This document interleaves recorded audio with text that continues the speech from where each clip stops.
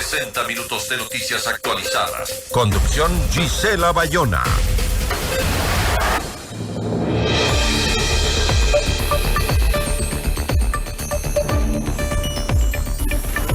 La Asamblea Nacional recibió con carácter de económico urgente el proyecto de ley de eficiencia económica y gestión y generación de empleo. ¿Se da una respuesta clara a la crisis fiscal que hoy vive el país?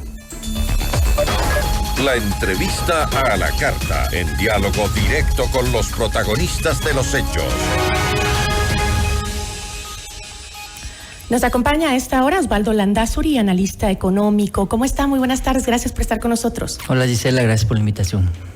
Este documento consta de 55 artículos, 4 disposiciones transitorias y 4 derogatorias. Según el texto, la normativa tiene como objetivo el fomento del incentivo al trabajo joven, el incremento de la recaudación tributaria y la sostenibilidad fiscal y el incentivo a la inversión. Estos incentivos, que por acá los tengo, ya los vamos a mencionar, incentivos tributarios fomentan el empleo pleno en una realidad donde más del 54% de los trabajadores se encuentran en el sector informal. A ver, yo creo que es bien importante siempre relativizar y contrastar las ideas económicas, y eso es lo fundamental en el análisis económico. A ver, partamos de entender esto de un mejor país o un peor país para ver qué decisiones toma Noboa y cómo afecta a esto que podría catalogarse como un peor país en algunas cosas y un mejor en otras. Entonces, claro, he visto yo unas idas y vueltas dentro de declaraciones del nuevo ministro del presidente, el ex ministro Arosemena, que sigue defendiendo unas cifras que son ilógicas y a la vista no se van a cumplir. Lo primero es entender que ellos reciben un país en pandemia. Entonces era obvio que ibas a tener un decrecimiento muy importante de 7,8%. Pero también era obvio, Gisela, que te encontrabas con un mundo mucho más líquido, ávido de prestar plata, dispuestos a darte recursos. Y eso es lo que se vio y que ahora estamos pagando con las tasas de interés altas en Estados Unidos y que nos afecta a nosotros también. Entonces es relativo. Dirías un mejor país, un peor país. Yo creo que en algunas cosas macroeconómicamente hemos pagado deuda, por ejemplo, puede ser rescatable, pero en términos relativos, otra vez, dejas atrasos de 3,000 millones de dólares, no le pagas al IES. Si escuchabas el discurso de Arosemena cuando le preguntaban el por qué no estaba al día con el IES, era idéntico al de Correa. Ya le he pagado tanto, ¿para qué quieren más plata si sí tienen? No le importa, señor, usted tiene que pagar lo que le debe al IES. Entonces, yo creo que todo esto nos lleva a pensar en que la situación económica del país sigue siendo muy delicada. No necesariamente por culpa de Lazo, de Arosemena, pero también por su inoperancia para manejar la cosa pública que al final terminó pasando factura. Y que el poner cifras tal vez que son reales, pero como usted dice, no están vistas en el contexto adecuado para hacer el análisis, no se compara con esa realidad que todos los días ven los ecuatorianos, claro, que todos los días se quejan y dicen, no tengo para la canasta básica, no tengo para la escuela de mis hijos, no tengo trabajo. No tengo empleo. Entonces esa es la mejor realidad, la mejor cifra, porque a veces nos manejan las cifras y claro, mucha gente dirá, ¿cómo entiendo esto? Como le decía yo al ministro Bernal, ¿cómo los ecuatorianos podemos entender ese manejo tan diferente de las cifras entre el que se fue y el que está entrando? Claro, y lo que sucede es que los que se fueron realmente llegaron a un punto que yo en alguna entrevista internacional que tuve para explicarle un poco a Latinoamérica qué es lo que estaba pasando en el Ecuador, decía que raya ya en ciertos temas patológicos, ¿no? Es decir, es una mentira sin sonrojarse en la que, por ejemplo, tú insistes que el crecimiento económico va a estar en el 3,1, que es el dato del presupuesto, cuando no has cumplido nada del presupuesto, ni el precio del petróleo, ni la recaudación tributaria. Y eso probablemente, sumado a los apagones y al fenómeno del Niño, te lleva a lo que la CEPAL y varios analistas estábamos viendo, un crecimiento muy moderado del 1,1, 1,2. Entonces, el déficit es el otro. Ya tienes 3.200 millones de déficit hasta octubre, me parece. El mes de diciembre, según mis datos, tiene un déficit solo ese mes de 1.500 millones. Entonces, de ahí salen los 5,000 millones del que habla el ministro Vega, con el que estuve conversando recientemente en un cóctel de la posesión. Por supuesto, me preguntaban cifras y yo le respondía al ministro y es obvio, él también tenía los mismos números. Y ojo, Te falta eso, sumarle lo que estás pateando para el próximo año, los atrasos de 2.000 millones y lo del IES.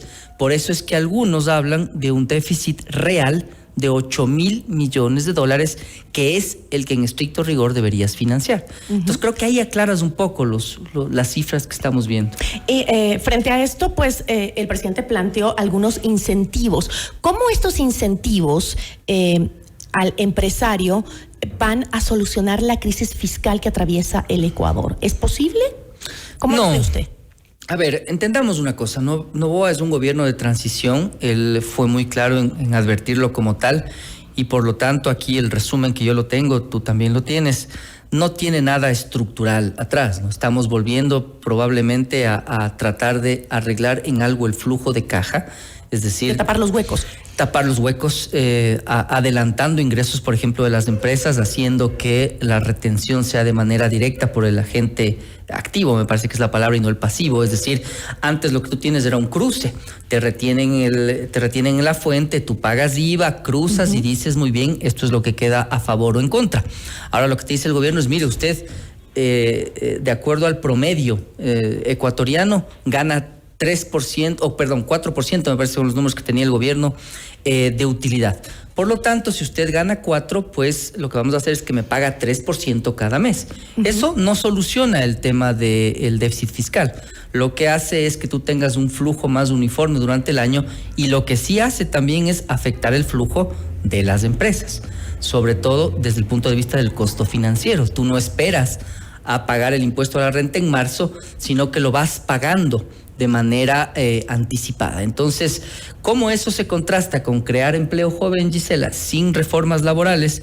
Probablemente va a ser un saludo a la bandera, o sea, no vas a ver un cambio significativo, porque los temas estructurales que están detrás de los problemas del Ecuador siguen siendo los mismos. Leyes laborales, subsidios, seguridad social, el gasto corriente. Lo que sí no puedo entender yo, Gisela, y me parece que sería muy importante, es por qué no debatimos un poco sobre el gasto que tenemos. No porque es salud, educación, seguridad, significa que es eficiente, que está bien. Deberías intervenir ciertos hospitales, hay tanta corrupción en las empresas públicas. Por lo menos yo acompaño. Y el gobierno pasado se fue diciendo que ya estábamos abastecidos, y hasta ahora la gente sigue quejándose de que no encuentra ninguna medicina, que todo lo tiene que comprar fuera. Así es. Se fueron diciendo que estábamos abastecidas. Y además corrupción detrás, ¿no? Pero frente a este déficit y lo que conversaba de esta deducción del impuesto a la renta de hasta el 90% a las empresas que generen plazas de empleo fijo para los jóvenes entre 19 y 29 años, que suena interesante, pero una reducción del 90% además también puede afectar o podría perjudicar a la recaudación, ¿no? Pero que es lo que se busca. Es solo sobre ese gasto que tú haces. A ver, digamos que tú le pagas al practicante $500 mensuales, 600 o a la persona esta joven. Entonces no es que tú bajas el 90% de tu impuesto total, sino esos $500 pueden pasar a deducir 150%, es decir, en vez de 500, entran como una deducción de gasto de $750. Entonces, no es un apoyo muy significativo que va a cambiar de manera importante el interés de las empresas, porque lo otro, Giselle, es que con un riesgo país de 2.000 puntos, si tú miras a Argentina está acercándose al Ecuador, bajando ellos y nosotros subiendo, no hay inversión. O sea, no hay incentivo. Las zonas francas es otro tema aquí. No hay incentivo. Los estudios internacionales que yo los he llevado a cabo durante varios años, la CEPAL y otras instituciones, la propia CAF, el BID, más prefieren hablar de estabilidad, normas claras, normas atractivas, antes que los propios impuestos. Entonces, con un riesgo país de 2.000, tú no vas a traer inversión con zonas francas, por ejemplo. Va a ser muy difícil. Le dije a Prado, en un debate, y pasó. Acuérdate de los cuántos miles de millones decía Prado que iba a traer, 7.000.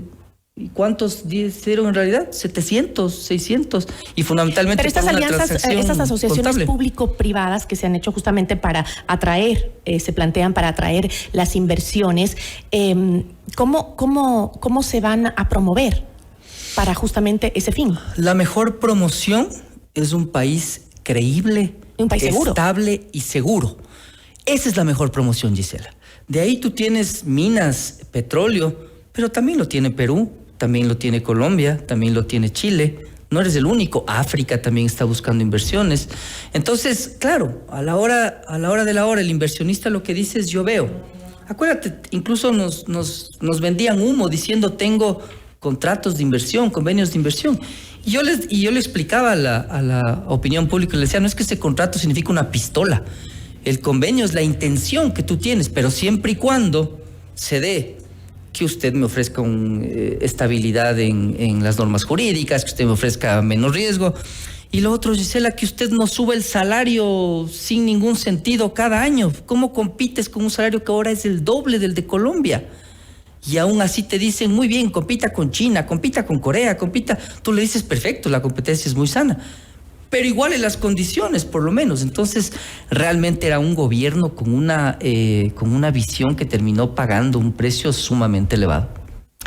En la ley se contempla más incentivos que cobranza de impuestos. Sí, sí. Dinamizar la economía es la prioridad cuando el Estado tiene tan solo 184 millones. 184 millones, eso es nada, de dólares en el Tesoro Nacional.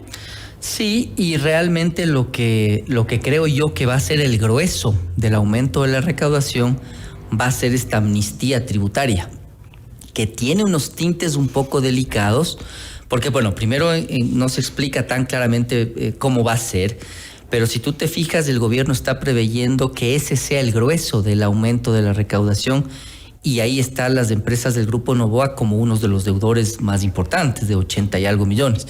Entonces... Pero si es así, ¿cómo el país ha permitido que grandes empresas tengan esas deudas? Porque los intereses son sumamente fuertes. Los intereses de los grupos económicos son muy fuertes y tienen mucha capacidad de influencia en el sector político. Entonces lo que tú haces a la larga es tener un ejercicio de presión pública, política, que a veces no es tan mediática, y logras sostener este tipo de situaciones. Pero eso es la verdad. Cuando tú ves en el diario Primicias, o el portal, perdón, Primicias publicó ahora, asoma el Grupo Noboa como uno de los deudores de las amnistías tributarias. Entonces, claro, me parece como un tema emergente, sí, pero un país, Gisela, que está haciendo permanentemente amnistías tributarias, lo que ocasiona es que tú no pagues impuestos, porque tú dices, ya mismo llega la amnistía. Entonces, como ahí no me cobran ni multas, ni intereses, ni recargos, entonces espero y pateo el tema y sigo funcionando, y eso es lo que está volviéndose el Ecuador, desde Correa. Uh-huh. Es decir, eso hizo él también. Entonces, yo creo que es un tema delicado que debemos analizarle otra vez como no, qué gran cosa. Es un tema muy delicado, no es un país serio, no es un país creíble. Bien, dicen algunos expertos que la mejor reforma tributaria es que no haya reforma. Así es la estabilidad, y eso es correcto. Entonces, lo otro que a mí me llama mucho la atención son los patrimonios que declaran todos los funcionarios públicos que entran a actuar en algo del gobierno. Veías a Arosemena, que pagaba más impuestos a salida de divisas por un hijo que estuvo en el extranjero que el propio impuesto a la renta. Veías otros asesores de Lazo que pagaban $100 y algo dólares. Eso es falso. Ves a un presidente que declara un patrimonio de, ¿cuánto era? 200,000 o 600,000, no sé. ¿Y cómo es que se dejan pasar esas cosas? Y pasa, es una práctica muy común, sobre todo y mucho más, no quiero ser regionalista, pero mucho más en la costa. Se ve claramente que la costa está acostumbrada a no pagar tributos. Entonces, ¿eso se evidencia en las cifras? Sí, se evidencia en las cifras. Tú recaudas más IVA. Sí, algunos dicen que muchas de las matrices de las petroleras, de las minas, están en la capital, y eso ayuda. Pero haces un doble clic y el impuesto al patrimonio, adivina dónde se paga mucho más. En Pichincha. Uh-huh. Entonces, es un tema sobre el que hay que actuar. Pero como entran ellos mismos, no les interesa resolver el tema. Nos falta mucho por conversar, pero tengo que invitarlo una segunda ocasión porque se nos acaba el tiempo. Yo le agradezco muchísimo. A usted, Gisela, gracias por la invitación. Agradecemos a Osvaldo Landazuri, analista económico, por habernos acompañado. Somos tu mundo, FM Mundo. 18 años compartiendo la mejor programación junto a ustedes. FM Mundo. Inicio.